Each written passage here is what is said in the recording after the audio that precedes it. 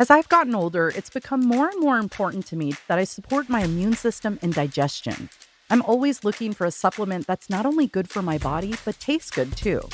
That's where Equilibria Daily Nutri-Greens comes in. Equilibria is a woman-owned wellness brand with unique science-backed products that help bring your mind and body back into harmony.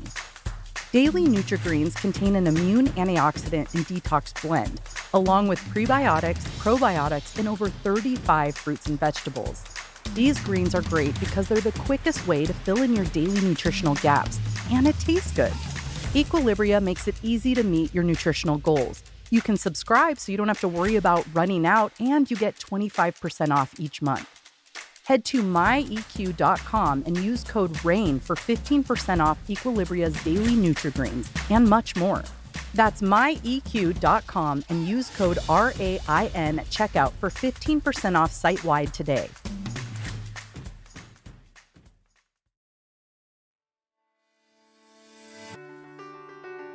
It's finally here, baby. Summer. Are you ready to revamp your summer wardrobe so you're ready for all the sunny days ahead? With a clothing rental membership from Armoire, you can build the perfect summer wardrobe with brands that are high quality, unique, and recommended just for you. All you have to do is take a 5-minute style quiz and select items from your dynamic, personalized closet. The styles show up at your door in as little as 2 days. Then, when you're ready for new clothes, just swap them out for more new-to-you styles.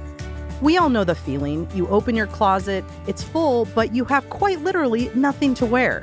But now Armoire allows you to rent high-quality designer clothing for every occasion.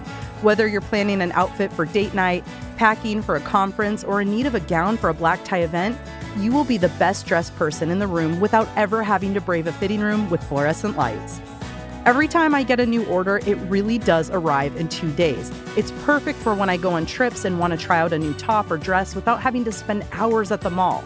Armoire allows me to rent high-quality clothes for any occasion without worrying about the store's return policy. Right now, our listeners can give Armoire a try and get up to 50% off their first month. That's up to $125 off. Just visit armoire.style/murderintherain. That's armoire.style, ARMOIRE.style/murderintherain to get up to 50% off your first month and never worry about what to wear again. Try Armoire today.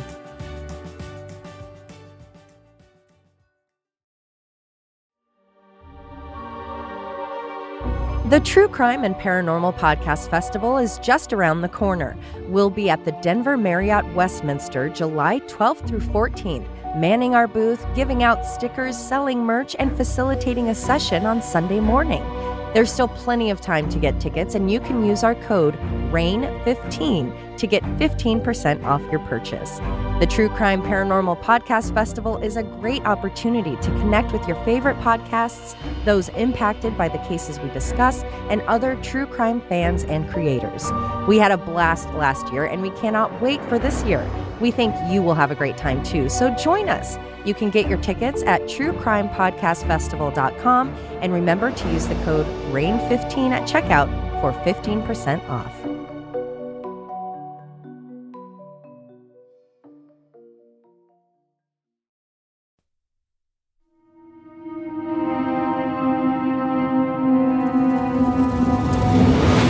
This is Murder in the Rain, where each week Emily Rowney, Alicia Holland, and Josh McCullough tell true crime stories of the Pacific Northwest. Murder in the Rain contains graphic content. Listener discretion is advised.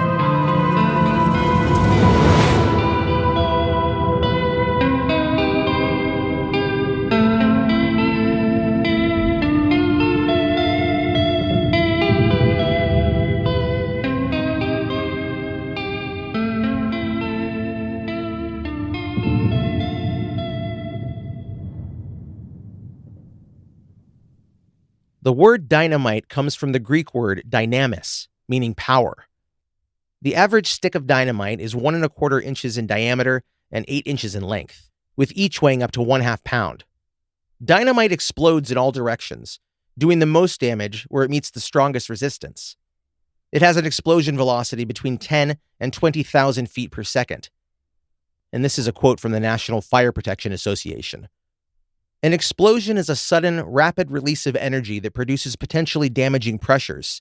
A deflagration is an explosion where the flame speed is lower than the speed of sound, which is approximately equal to 335 meters per second or 750 miles per hour.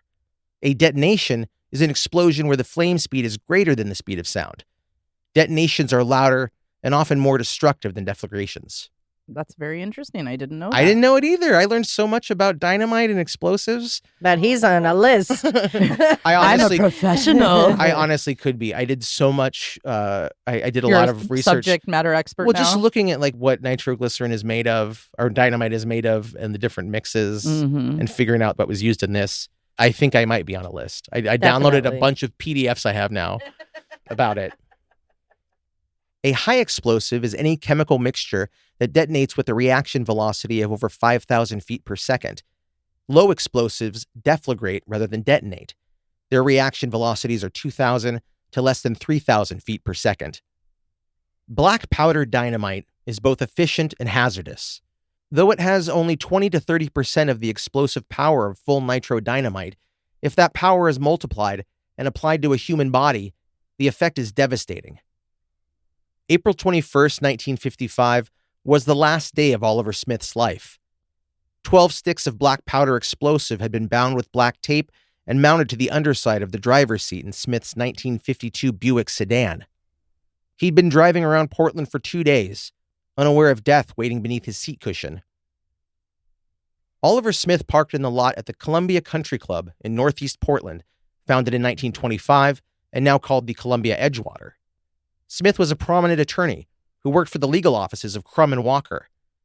At 24, he saw heavy combat during World War II, making his way through the Battle of the Bulge, earning a Purple Heart and a Bronze Star for valor. In 1950, he lost a bid for a state Senate seat, and he was known as one of the top amateur golfers in the state. He was married to 34-year-old Marjorie Jean Evans Smith. It was evening on April 21st, 1955, when Smith arrived to the club, and about 11:25 p.m. when he called Marjorie at home to tell her he'd be there in a few minutes. They lived only 6 miles away in the Northeast Alameda district. Newspapers refer to the country club's event as a stag night, which conjures vintage images of cigar smoke and horny drunk men whooping at burlesque dancers or watching pornographic film strips, likely while eating steak. I think stag night in this instance meant men only at the Columbia that night. And Oliver Smith was there playing gin rummy with 3 other members.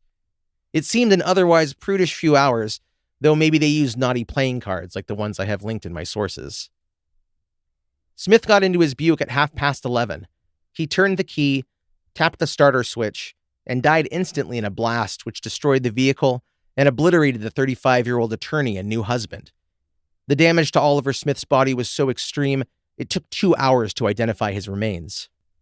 From ScienceDirect.com, a pressure wave travels through water faster and with greater intensity than through air.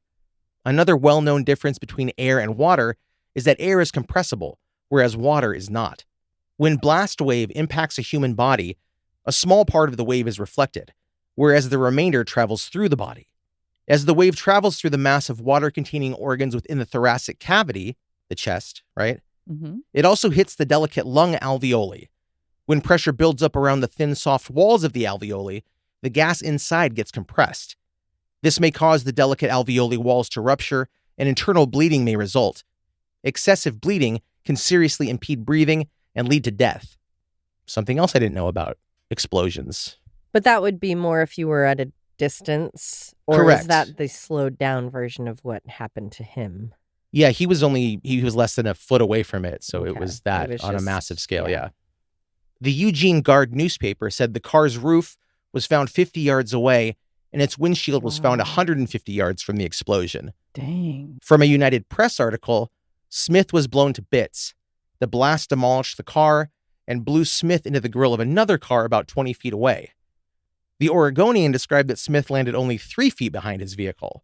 So reports vary, Yeah. I guess. Significantly. Per usual.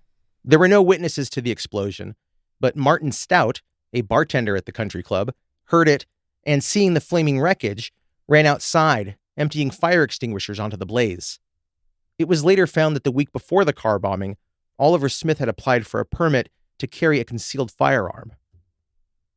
The now widow of Oliver Smith, Marjorie Jean Evans, was born in Portland, Oregon on February 20th, 1921. Her father died when she was only 5, her mother when she was 13. Her first marriage was to Merrick Hersey in South Carolina in 1941. The couple had a son together, Gregory, and they divorced in 1946. The cause for the divorce, submitted by Marjorie, was cruelty. In 1955, Merrick Hersey was remarried and lived in Sacramento, working as a lab technician. Gregory lived with the Smiths. Marjorie Evans was a student at Multnomah College for 2.5 years and attended Annie Wright Seminary in Tacoma, Washington. She lived in Los Angeles, New Orleans, and San Francisco. At work, she wore many hats. Marjorie was a swimming teacher, an airline employee, a dental technician, a shipyard worker, a cruise ship stewardess, and an actor in religious films. Sounds like a Wow. board game. She dreamed of moving to Hollywood to be a star and had nearly completed writing a book on gems. That is a very eclectic background. It was revealed later that she was also planning a trip to Africa to find gems and learn about gems. Wow. That was A like whole her passion. expedition. Yeah, she wanted to get a group of people together to help pay for the trip, and then she would be the guide on the trip, but it fell apart. She sounds fun. She gets married again in 1952, and that's when all those sorts of things stopped. Yeah, they usually do. Mm-hmm. The fun stops. Okay, you got kids, you got, my lower back hurts. You got to get dinner on the table. The impression I got of Marjorie Smith was that she was very likable and charismatic and kind of outgoing. I mean, how could you not want to hang out with someone who can do all that fun stuff? Yeah, for real. Her second marriage, to Michael Brandt in July 1949, ended in divorce in May 1951. She married Oliver Kermit Smith on August 22nd, 1952, and they'd divorced near to their second anniversary, which was August 6, 1954. The cause, as with Marjorie's first marriage, was listed as cruel and unusual treatment, meaning verbal and physical abuse. She and Oliver Smith had 2 children together. At the crime scene, Virgil A. Crum, Oliver Smith's law partner and a member of the Columbia Country Club, told detectives about Oliver being beaten the month before the murder. On the evening of March 10th, as Smith pulled into his garage and got out of his Buick, he was struck in the head several times with a heavy object, but was able to, quote, beat off his assailant. Is that why he wanted the conceal and carry? That's correct. He wasn't like in with loan sharks or anything. Was It didn't he? appear so. I believe the law office that he worked for was really prominent, well known, and he was known. And retaliation or something. Do you know Yeah. what kind of law it was? Was he a don't. defense lawyer or a I wish I had. accountant? I couldn't He was find too it. fixated on dynamite to research. No, that. I promise. I looked and it just said, it just said attorney. It didn't say any kind. Yeah. This was at the house he and Marjorie and the kids shared on Northeast Alameda Street. Reported to be a bottle in a cloth sack, the actual weapon used to club Oliver Smith was found in some shrubs near the Smith home by 2 neighborhood boys. It was a 3-pound metal bar wrapped in friction tape. In hospital after the beating, Oliver Smith was asked if he knew who'd attacked him, and he whispered, "Wolf," though he declined to press charges because of the complications between he and Mr. Wolf and Marjorie Smith. Uh-oh. Hmm. We'll need to hear about that now. This is why Oliver Smith applied for a concealed firearm permit, and this is how 45-year-old Victor L. Wolf became the focus of the investigation. He was an electrician who did handyman work for the Smiths, and he was a lodger in a house Marjorie had on Tillamook Street. Handyman and lodger. We know how 2 that's going to strikes. end. This is a quote from the Oregonian. Police arrested a suspect, husky, graying Victor Lawrence Wolf, who was yanked out of bed and arrested 2 hours after Oliver Smith was killed. Reporter George Spagna of the Oregonian reported that the man didn't seem surprised that police had come to his small apartment in the middle of the night. He didn't ask the questions why, where, or how. Interviewed by police and an eventual witness at trial, Mrs. Ruth Mosgrip, a friend of Marjorie since early 1953, said she came to Portland for Mrs. Smith's remarriage to Oliver Kermit Smith on February 4th, 1955. So Marjorie and Oliver were remarried about 2 months before the car bomb. What that killed husband him. had he been? The latest one. Okay. So So they- he was number 3. They split. They got back split. together. Yep. Okay. Ruth said, "At the wedding reception, I thought Wolf was rather surly and sulky. I think he was sweet on Marjorie." So the boarder, Victor Wolf, watched Oliver and Marjorie get married. Victor Lawrence Wolf was a World War II veteran born in 1909. He'd been married twice and was secondly divorced. And after his arrest, he had no problem confessing his role in the bombing in rich detail.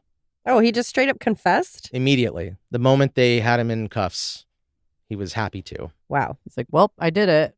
According to his confession, he and Marjorie were lovers and planned to start a new life in Alaska with the money from the killing of Oliver Smith. Oh. He said that Marjorie Smith remarried Oliver Smith in February solely to become the beneficiary of his estate.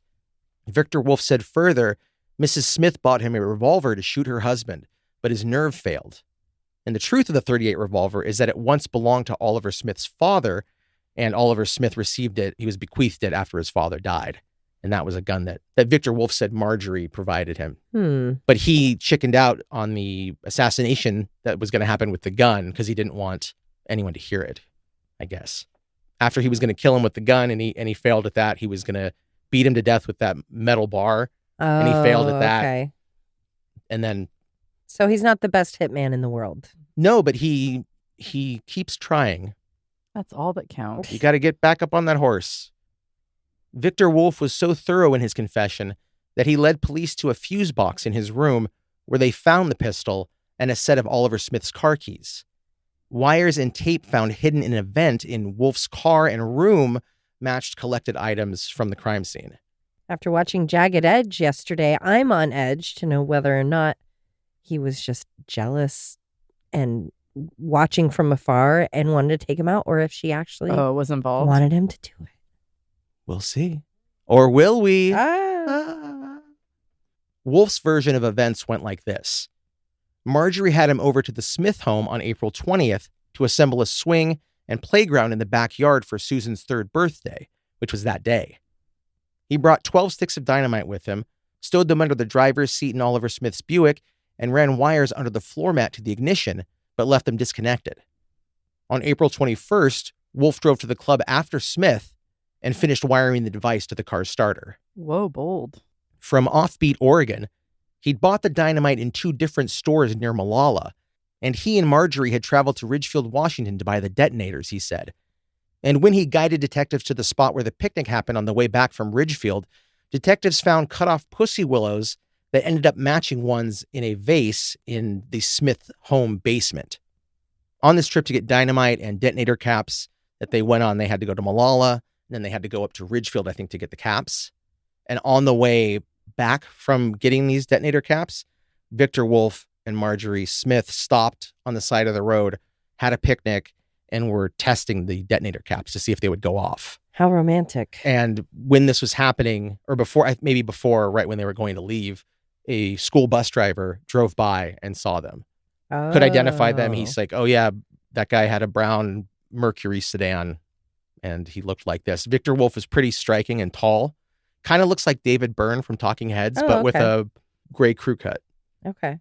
So he admitted, we stopped here, had this picnic, played with the detonators, which was confirmed not only by the bus driver who saw them, but that they had exact plants in their own in her house. Yeah, a vase of pussy willows. And then the detectives went back to that spot and actually cut down the limbs of the pussy willows and took them to, I think, the U of O or something to have them tested. Oh, wow. And they matched perfectly. Wow. So it was clear that that at the very least had been Victor Wolf had been there at least. Yeah. Oh, if she's involved, that's yucky. Very Stopping yucky, to have a little romantic play date with your boyfriend that's going to kill your husband, and then you take the flowers into your house. Ew. Wolf told Deputy Walter Graven and Detective Norman Lighthizer he bought 36 sticks of dynamite and detonating caps. He said he threw away what he didn't use, that he flushed the rest of the explosive down the toilet after breaking up the sticks. That seems irresponsible. It really does. Especially back then. We didn't have the water cleaning power of today. Marjorie was questioned by police and utterly denied any connection to the bombing plot. Before talking to detectives at the Multnomah County Courthouse the day after the murder, she agreed to pose for news photographers. The young widow did not smile as the flashbulbs popped. A detective, Jack Wills, said during her interview, "Well, if you're so innocent, let's roll the lie detector on in here and see if we can prove it." And Marjorie protested so loudly that Wolf was in a nearby room. He heard her and he said, quote, "She told me she knew how to beat a lie detector." And this is a quote from the Oregonian.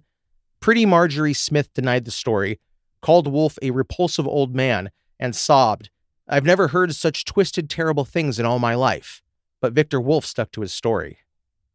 When Marjorie was fingerprinted and had her mugshot taken, it was reported that she sobbed throughout, but no tears ran from her eyes. Marjorie. Girl, work on your acting skills. The Oregonian described that Marjorie had a shapely figure and did not appear overweight. Important details. Gets a bad reporting bell. Yeah. I mean, the people need to know. Yes, it's very pertinent to the trial and her husband's exploding murder. Marjorie told detectives she and Smith's marriage was peaceful now, even though he had been abusive in the past. Quote, "Everything was working out fine. Oh, we still had fights once in a while, but who doesn't? I get over my mads easy, but his would drag on. All I had to do, though, was bake an apple pie, and everything would be all right again." That works on me, too. Marjorie's 83-year-old grandmother, Anna Nana Witterin, No. was interviewed 8 days after the car bombing. Yeah. That's really her name. Her name was Anna Witterin. I put the Nana in the middle. Nana in the Middle, my favorite sitcom. But she was called Nana. She was Marjorie Smith's Nana. Anna. I just put it together. Her Nana Anna. About the Smiths' marriage, Nana said, "She loved Kerm." That's Kermit. That's Oliver. "She loved Kerm, but they didn't get along very well. He was too bossy with her. I told her the first year is always hard. You have to look up to him. He's a lawyer, a big man." Oof. Thanks, Anna The Nana. old days. Toxic advice from older generations. Still going strong today. Just wake him an apple pie. Marjorie went on to reveal that she had dated Victor Wolf several times while divorced from Oliver Smith, explaining that she felt sorry for Wolf because his wife had run away with another man. After 10 hours of questioning, police charged Wolf and Mrs. Smith with plotting her husband's murder for the sake of his $21,000 life insurance policy and an estate valued at $30,000 to $40,000.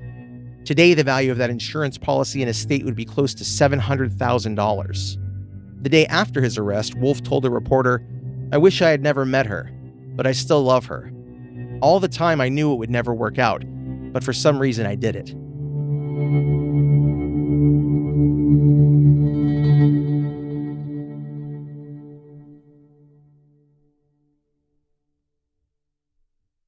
The funeral service for Oliver Smith took place on April 25th at the Rose City Presbyterian Church.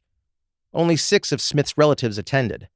One of those was Marjorie Smith, who collapsed as the pastor went through the routine and was returned to Rocky Butte Jail immediately after the service. This bitch. They let her go. She That's did- crazy. Yeah. She did not attend the burial. It was reported that Marjorie sobbed as she entered the chapel, but again, no tears fell from her eyes.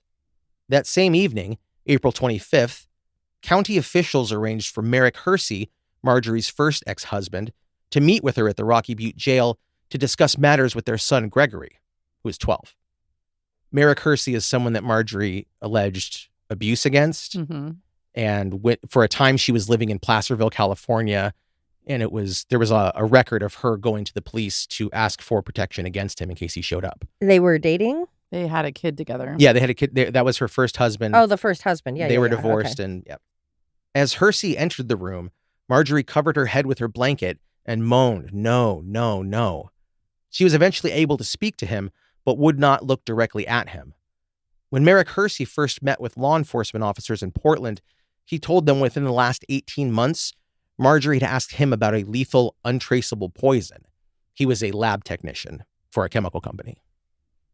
A few days after the murder, a friend of Marjorie's named Violet Renshaw gave an interview to the Oregonian and described in a brutally honest fashion that she, quote, was a friend of Marjorie Smith during at least one low point of her varied career. At the time, I felt there was something wrong.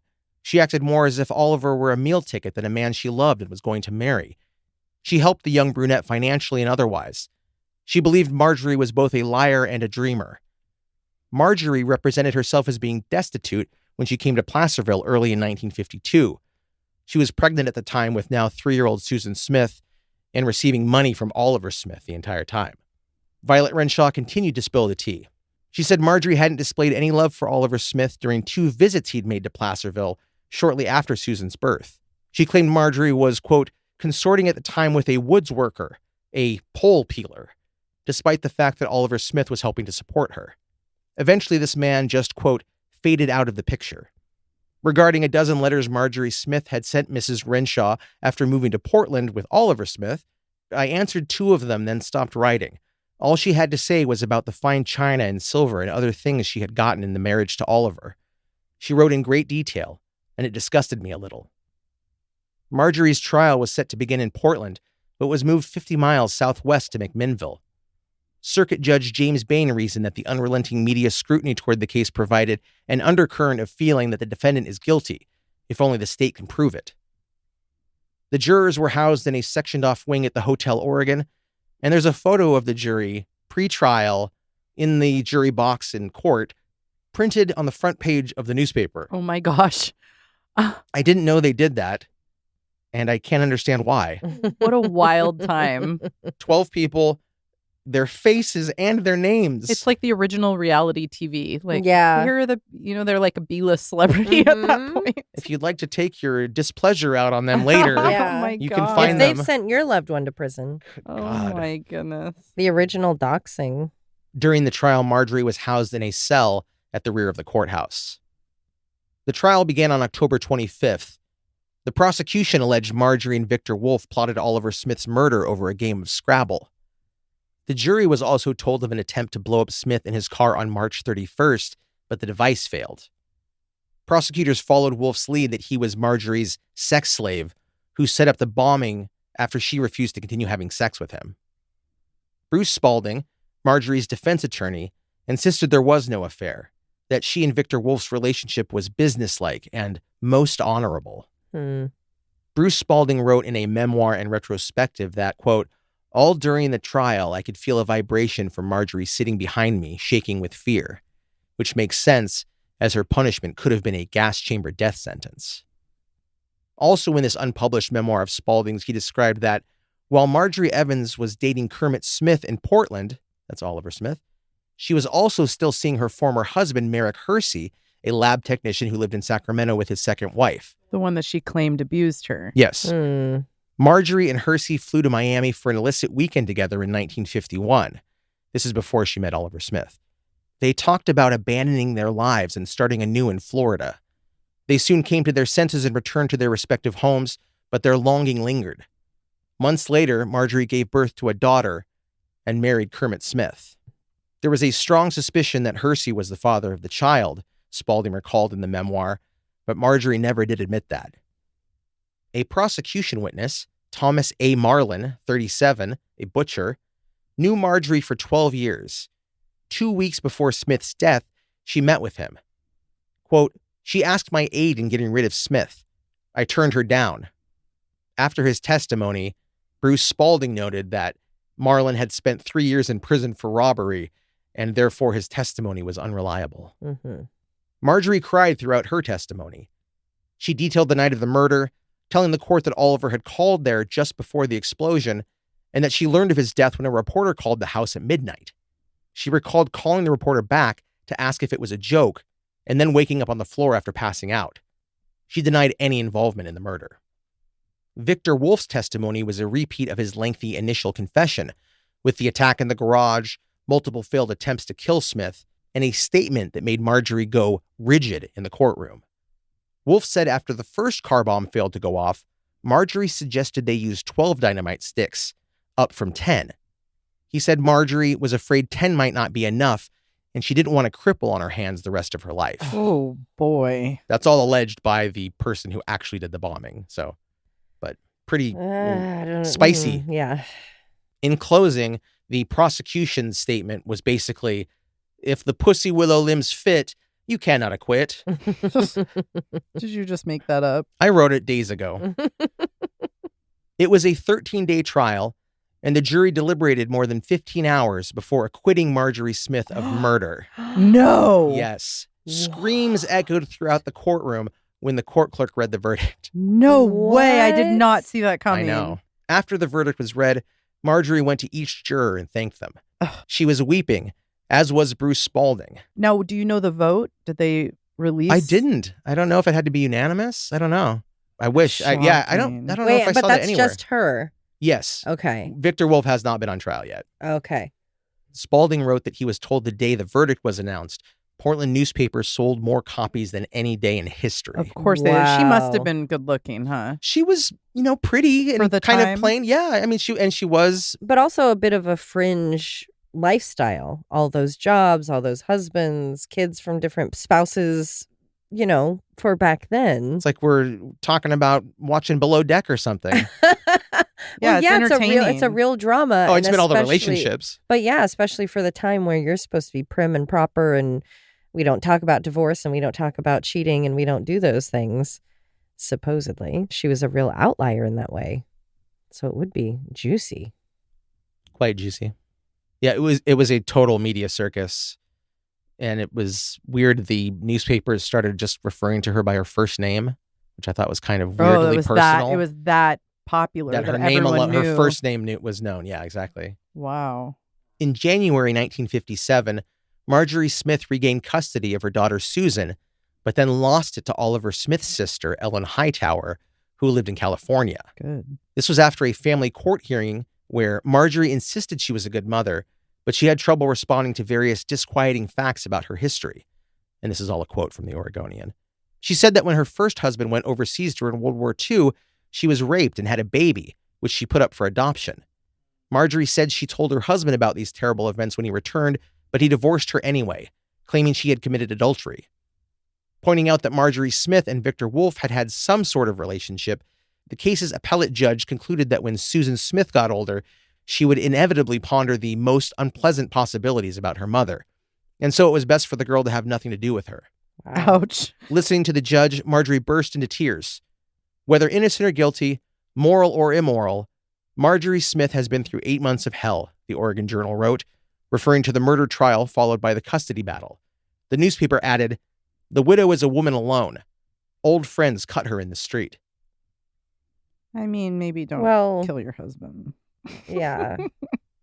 Allegedly. I mean, She was come proven on. Not Yeah, guilty in a she's- court of law. Come Innocent on. until proven innocent. So Marjorie soon moved out of Oregon.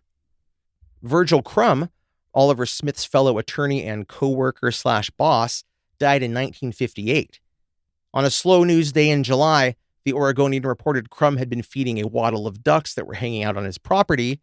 And in August, they reported that he'd had a heart attack at the Columbia Country Club and died nearly 3 weeks later. I think he was playing golf. Victor Wolf was tried, convicted of murder, and received a life sentence. surprising he was even tried since he was confessing left and right. Maybe he wanted to go to trial to say that he was pressured by her. This is not based on anything, just a total guess. But he maybe thought, I won't get the chair if I go in and say I was lured by this woman, or she threatened me or pressured me or That's a pretty good bet, whatever. then and now, to say something like that. Yeah. Yeah, that's true. So I don't know. So he received that life sentence, but he was paroled in 1962. So it was only 6 or 7 years that he was actually in prison for blowing up Oliver Smith. Wow. Well, Yeah. maybe they realized she probably had. Yeah. big Oh hand yeah, in I it. didn't think about that. Yeah. That was maybe part of the deal would be life with the possibility of parole after a couple years. And they're like, well, the actual mad person behind this is walking free. So might as well let the guy blowing people up go. He moved to Florida and was married on June 26, 1965 to Leola T. Sweat, a well-to-do widow. Mm. She was born in 1897 and died in 1997. Wow. And Victor Wolf died in Castleberry, Florida in March 2000.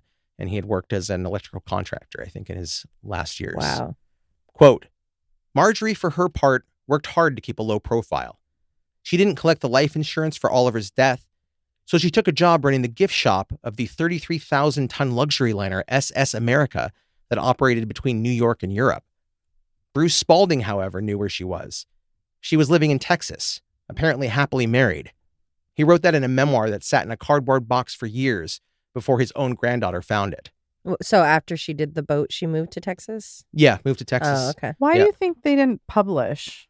Was there any info on that? His memoir? Yeah. I think he wrote it and put it in a box and just didn't do just it. For sat there? him, He did it maybe? for him, I believe. Yeah. Wow. Yeah. Marjorie Smith also ended up living in Florida during her final years. She died in Palm Beach in 2001. Amazing how everyone seems to get lured to Florida Well, when you're old and cold, and running from your history. You go to Florida. they'll accept you. The Museum of Bad Judgment is a series of paintings based on an unpublished memoir by Bruce Spalding, who was the Polk County District Attorney and later a private practice attorney in Salem and Portland in the middle of the last century. His memoir is called Some Interesting Criminal Cases I Have Tried and covers several murder cases that took place between 1943 and 1965. What a catchy title. Yeah. Spalding's granddaughter, the Tacoma artist Julia W. White, discovered his memoir more than a decade after Spalding died in 1990 at 84. It inspired her to create a series of paintings that make up the exhibit, The Museum of Bad Judgment, on display in Salem. The artwork representing the Smith case isn't showy. White didn't recreate Oliver Smith's vicious car bomb murder or the shock that swept through the courtroom months later when the verdict in his wife's trial was read. White said she's interested in the smaller parts of the stories before the turning points. That's what I think about when I think about the horrible things that happen in people's lives. What led to that? Jeez. I can't believe she was acquitted. Yeah, at first I was thinking, Emily, it actually reminded me of your 2 cases ago, Mother's Love. Mm. How, at first you hear she's in abusive relationship after abusive relationship. This guy crossed the line and she wanted out.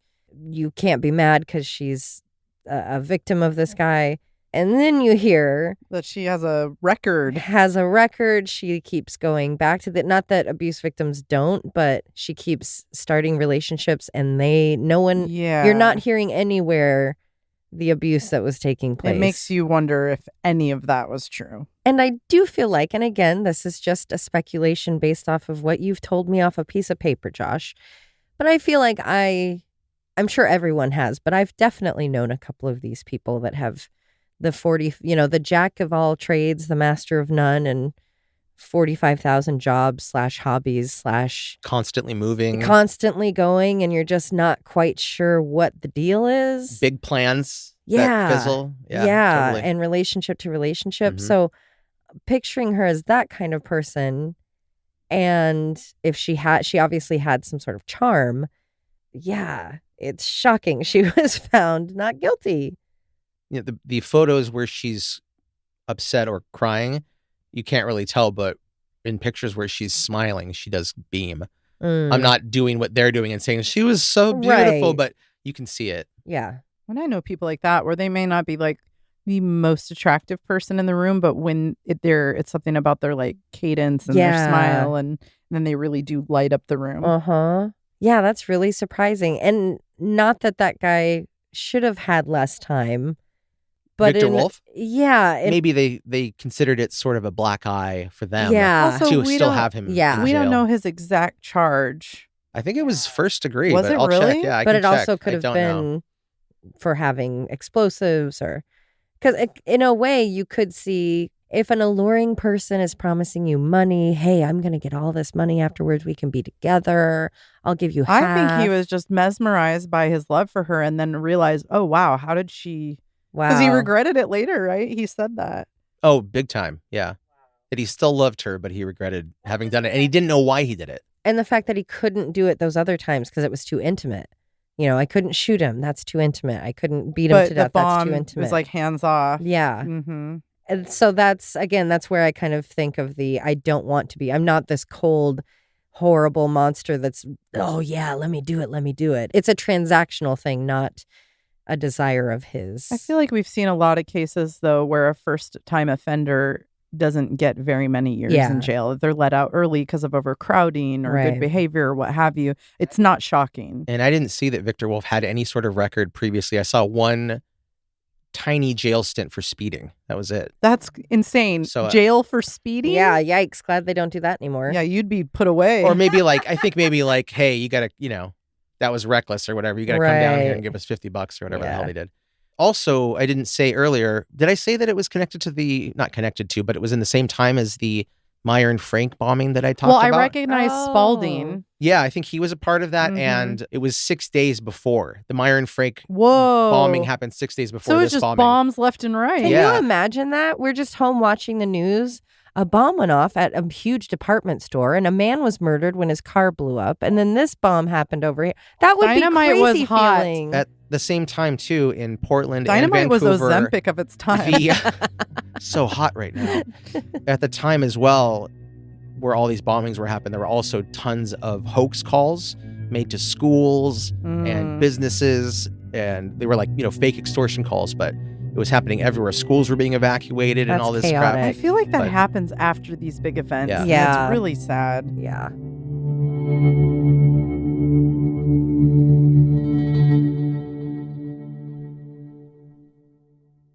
It's general commercial. I That's love that great. you're doing a dynamite. Fuck yeah. Yay. Wet dynamite. Wedge Oh, dynamite. dynamite. You sound good. It does feel like you're pushing, though. I was going to say you're projecting. You're projecting, but it which feels is like good, you're- but I don't know if you can make got it. you. Maybe like relax your throat Yeah. for a little bit. Let me put this in real quick. I was so calm. I sounded sleepy. How was that? That was Great. great. You're a real Perfect. pro I'm at 4 sticks. 4 inches, 4 lines into this thing. 4 inches. 4 inches into this thing. Hey-o. Hey, that's what she And said. that's all there is. There's nothing left but balls, baby. Fuck. I just try to stuff those in. And explode. Okay, Kermit. Oh, I heard Pee Wee. wow. Double. Kermit. What? You'll see. Oh, Ooh, would it feel good to poop a boba ball? a bigger one. Maybe not that small. Mhm. I think it would. I think it would too. Satisfying. Gmail us if you think it would feel good to poop a booba ball. I mean, to poop a boba ball. To poop a booba ball. I didn't know I could spell the word Marjorie wrong so many times. Kids shared on Northeast 7th Street. Did that sound good? Mm-hmm. So good. Next. Wires and tape found hidden in a That works on me too. Those back in the good old days. bring you a McDonald's apple pie and a warm washcloth. Ooh. Oh. Before and after. Dream lover Oh yeah, I got you too. It's 2 for 2. Yeah. You get one now and one later. You're gonna be hungry. I should say maybe, yeah, Marjorie's 83-year-old banana grandmother, Nana, Anna Nana Wintern. Jesus Christ. All right. I've had it with myself. Oh, That pussy. mouth queef. Wet dynamite. Wet dynamite. I thought of that when you were talking about flushing it down the pot. Oh my God. It There's was a new wet t-shirt dynamite. idea. Holy shit. Yeah, I just, didn't want to interrupt you though. just say drop. It says dropping bombs and it's putting Yeah. dynamite in the toilet. Murder in the Rain is a Cascade Media production, written, hosted, and edited by Josh McCullough, Emily Rowney, and Alicia Holland. Feel free to email us at murderintherain@gmail.com or through our website, murderintherain.com. For as little as $1 a month, you can subscribe on Patreon to get exclusive access to ad-free and older episodes. For only $5, you can access Patreon-exclusive episodes and content. For more of us, be sure to follow on all the socials, listen to Josh and Alicia on their other show, Always Be My Sisters, and follow Emily on TikTok at @M_murderintherain. And suck my balls.